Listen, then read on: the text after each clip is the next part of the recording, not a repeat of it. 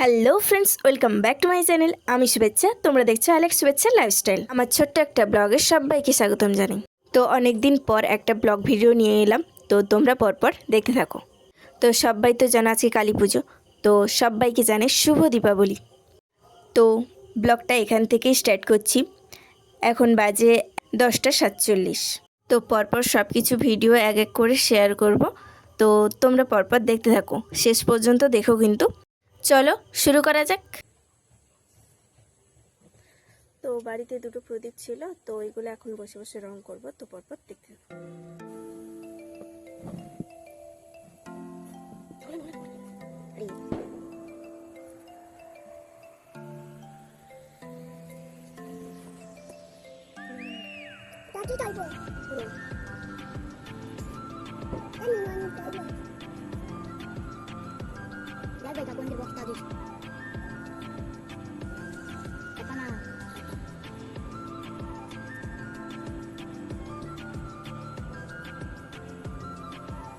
রং করে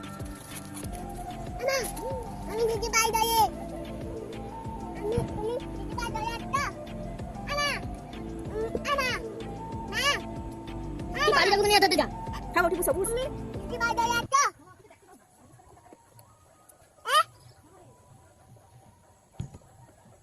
তুমি কি জানো তো দেখো তো আটাটি আটা এটা এটা শুকনো হবে তো।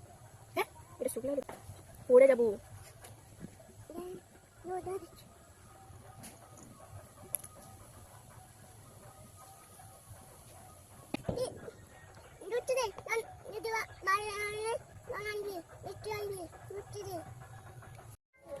তো যেই দুটো প্রদীপ রং করেছিলাম, তো ওই দুটো যেহেতু লাল কালার করেছি, একটু শুকোনোর জন্য রোদে দিয়ে দিয়েছি ওদিকে। আর ওটা শুকনো হয়ে গেলে তারপর আবার এই সাদা রং দিয়ে কালার করব। তো আমি মাটির আগে কোনোদিনও কোনো জিনিসের রং বা কোনো ডিজাইন বলে কিছু করিনি, তো এই প্রথমবার করছি, দেখা যাক কি করতে পারি। তো তোমাদের সব কিছু দেখাবো। তো তারপর একটু চলে গেছিলাম দোকানে, কারণ কালকে বাবা কটা বাজিয়ে এনেছিল, তো ওগুলো একদম ভালো লাগবে, একদম চলছে না। তো ওই জন্য আমি গেছিলাম, আর সাথে গেছিলো দাদা, তো দাদার সাথে গিয়ে আরও কিছু প্রদীপ আরও নিয়ে এসেছি, তো ওইগুলো জ্বালাবো। তো আরও অনেক কিছু হয়ে গেছে, সব কিছু। প্রদীপগুলো লাল রং করার পর রোদে শুকোতে দিয়েছিলাম, তো শুকিয়ে যেতে এবার করব সাদা রং, মানে সাদা কালারটা দিলে ভালো লাগবে দেখতে। তাই জন্য একটু ডিজাইন করে নেব। আমি ডিজাইন খুব একটা ভালো পারি না, তাও প্রথমবার চেষ্টা করছি, দেখা যাক কী হয়। মোটামুটি সিম্পলভাবে একটু ট্রাই করলাম আর কি। তো ফুল লুকটা পুরোটা হলে তোমাদের দেখাবো, তো দেখে জানিও কেমন হয়েছে। সাধারণভাবে এমনি সিম্পল একদম, অনেক কষ্টে এই খুব ডিজাইনটাকে তৈরি বেশি ডিজাইন আমি পারি না। ক্যাজরা ডিজাইন কেউ আর করে না, যেহেতু আমি পারি না, ওই জন্য যেরকম পারিছি করেছি। তো ভালো লাগলে বলবে, না ভালো লাগলেও বলবে। প্রথমবার করেছি, কেমন আছে জানি না। আর একটা রোদে শুকোচ্ছে, আর এটা কোনোরকমভাবে করেছি, কোটা চারধারে কেজ দিয়েছি। এত খারাপ ডিজাইন অন্য কেউ করে না। তো একটু আগে বলেছিলাম যে কয়েকটা প্রদীপ কিনেছিলাম, তো ওই প্রদীপগুলো তোমাদেরকে দেখায়। ছোট ছোট প্রদীপ, বেশি বড় প্রদীপ। এই ছোট ছোট প্রদীপগুলোকেও রং করে নেব, রং করলে দেখতে খুবই সুন্দর লাগে। তার ওপর ওই সাদা টিপ টিপ দিয়ে একটা ডিজাইন করে নিলাম, আর ডিজাইন করলে লালের ওপর সাদাটাই দেখতে খুব সুন্দর লাগে। তো আমি পুরোটা এই নকশা করে নিয়েছি, খুব ভালো হয়নি যদিও। ওগুলো রং করা হতে ওগুলো রোদে দিয়ে তারপর চলে গেলাম স্নান করতে। দেখতেই পাচ্ছ স্নান করে চলে এসেছি। তো স্নান করার পর এখন শুয়ে পড়বো, কারণ আজকে দীপাবলি সবাই জানো, আর দীপাবলিতে আমি পুষ্পাঞ্জলি দেব, ওই জন্য উপোস করেছি, তাই জন্য কিছু খাবো না। তো না খেয়েই শুয়ে পড়বো। আর মা একটু শশা কেটে দিয়েছিল, যেহেতু কিছু খায়নি, ওই জন্য শশাগুলো খাবো, খেয়ে তারপর ঘুমিয়ে পড়বো। বিকেলবেলা ঘুম থেকে উঠে লেগে পড়লাম নারকেল নাড়ু বানানোর জন্য, কারণ কালী পুজোয় নারকেল নাড়ু দিতে হবে, মানে মিষ্টি দিতে হবে, ডালা আর কি। তো ওইটা আমি আর আমার পাশে একটা দিদি মিলে বানাচ্ছি। তো ওটা বানানোর পর ওই গরম গরমগুলো পাতায় দিয়ে দিয়েছে, আর ওটাকেই গোল করে তৈরি করছি। এত গরম, আর আমরা তো কোনোদিন করিনি, প্রথমবার করছি, ওই জন্য পুরো হাত পুরো এত লাল হয়ে গেছে, আর এক জায়গায় তো পুরো লাল হয়ে জ্বালা জ্বালা করছে। তবুও কী করার, ওটা গরমেতেই করতে হবে। তো গরম গরম মোটামুটি জল টল দিয়ে আস্তে আস্তে করে লাস্ট পর্যন্ত লাড্ডু বানিয়েছি।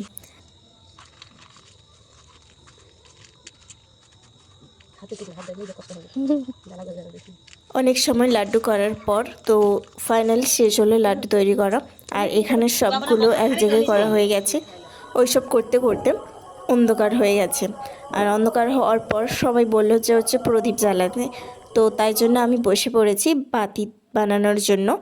বাতিগুলো বানানোর পর এক এক করে সব বাতি নিয়ে প্রদীপে সাজিয়ে দিয়েছি। তারপর প্রদীপগুলো নিয়ে একটা প্লেটে সুন্দর করে বসিয়ে দিয়েছি এবং ওই যে ধারে ফুলগুলো আছে ওই ফুলগুলো দিয়ে এবার চারধার দিয়ে দেবো, দেখতেও খুব সুন্দর লাগবে। তো তারপর একটা ভাই আসতে দুজনে মিলে মোমবাতি দিয়ে দিলাম। তারপর প্রদীপ জ্বালবে। প্রদীপ এখনও জ্বালা হয়নি, ওগুলোই আছে, কিন্তু প্রদীপ জ্বালাতে দেরি আছে, তাই জন্য সবাই মিলে বললো যে বাজি ফাটাতে। তো ওই কিছুটা বাজি ফাটালাম, তারপর প্রদীপ জ্বালবো। প্রথমে ভাইরা একটু বাজি ফাটিয়ে নিল, তারপর আমিও একটু বাজি ফাটিয়ে নিলাম সবার সাথে। তো বাজি ফাটানো শেষ করে তারপর চলে গেলাম আমাদের বাড়ির কাছে পাশেই একদম একটা মন্দির আছে, কালী মন্দির, ওই মন্দিরে চলে গেছি। আর সবাই গেছিলো নদীতে জল তুলতে, মানে জলের ঘর তুলতে। তো ওরা সবাই আসার পর আমরা এসেছি। আর আসার একমাত্র কারণ ডালা দিতে হবে, ওই জন্য 11টা বাজে এসেছি। তো আবার আসবো 1টার দিকে, কারণ পুষ্পাঞ্জলি দেবো তাই। বন্ধুরা এখন রেডি হয়ে গেছি, যাব পুষ্পাঞ্জলি দিতে। আর এখন বাজে 1:45। তো খুব তাড়াহুড়ো করে রেডি হয়েছি, যেহেতু পুজো শুরু হয়ে গেছে আর আমাদের যেতেও একটু দেরি হয়ে গেছে। তবুও কোনো ব্যাপার না, সবাই মিলে যাব। একটা দিদি এসছে, দিদি, আমি, পিসি আর বৌদি করে যাব। তো সবাই মিলে বেরিয়ে পড়েছি এখন রাস্তায়।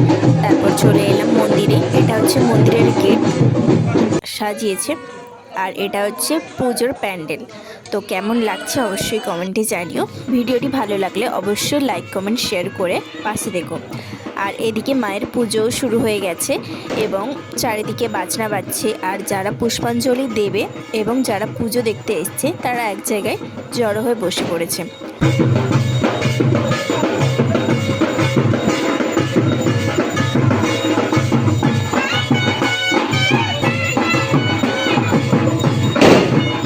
তারপর সবাই মিলে গিয়ে এক জায়গায় বসে পড়লাম, যেহেতু পুজো চলছে। আর একদিকে বাজছে ঢাক। তো সবাই মিলে বসে আছি। আর নিচে হচ্ছে অনেকজন যারা পুষ্পাঞ্জলি দেওয়ার জন্য এবং পুজো দেখার জন্য এসছে, তারা নিচে বসে আছে। আর আমরা পাশে চেয়ার ছিল, ওখানে বসেছিলাম। তো এত রাত হয়ে গেছে, তবুও অনেকজন এসছে পুজো দেখার জন্য। আর কেউ কেউ মানে প্রথম থেকেই এসে বসে আছে।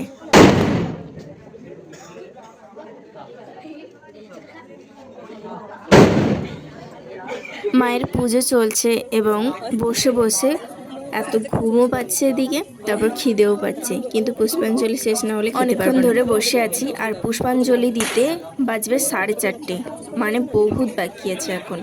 তো বসে বসে কি করব, পুজো দেখছি।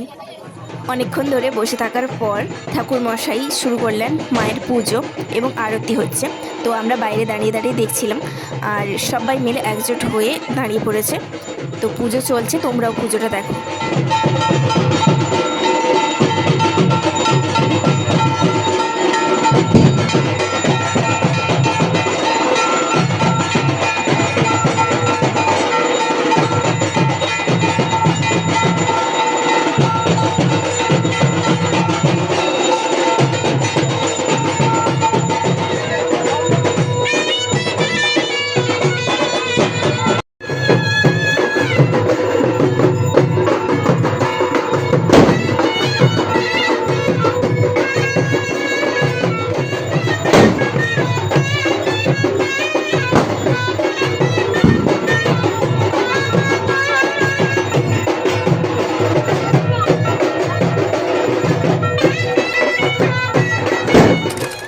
তো ফাইনালি সব কিছু শেষ হওয়ার পর, মানে পুজোর সব কিছু শেষ হওয়ার পর পুষ্পাঞ্জলি দিতে বসে গেলাম সবাই।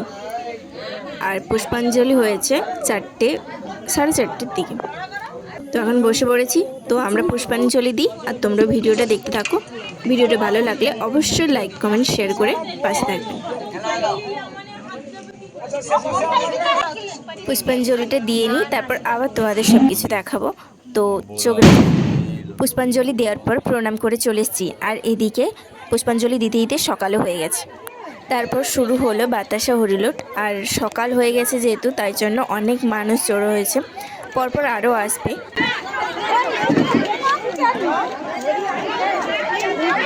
সব কাজ কমপ্লিট হওয়ার পর চলে গেলাম প্রসাদ খেতে।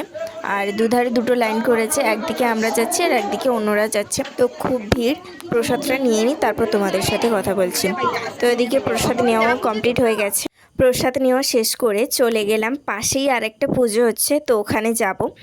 আমাদের বাড়ির কাছে 3 জায়গায় কালী পুজো হয়, কিন্তু সবগুলো কাছাকাছি।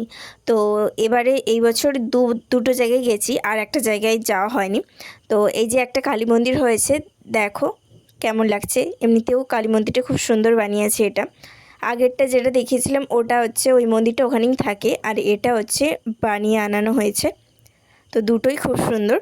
তারপর এখানেও প্রসাদ দিল, সত্য সেই প্রসাদ নিয়ে এখন যাচ্ছি বাড়ি। তারপর সবাই মিলে চলে এলাম বাড়ি। তো ভিডিওটা আর বেশি বড় করব না, এমনিতেই অনেকটাই বড় হয়ে গেছে। তো ভিডিওটা পুরোটা দেখো, যদি ভালো লাগলে অবশ্যই লাইক কমেন্ট শেয়ার করে পাশে থেকো, সাবস্ক্রাইব করতে একদম ভুলো না। আজকের মতো ভিডিওটা এখানেই শেষ করছি। তো পাশে থেকো আর পুরোটা দেখো কিন্তু। সবাই ভালো থাকবেন, সুস্থ থাকবেন।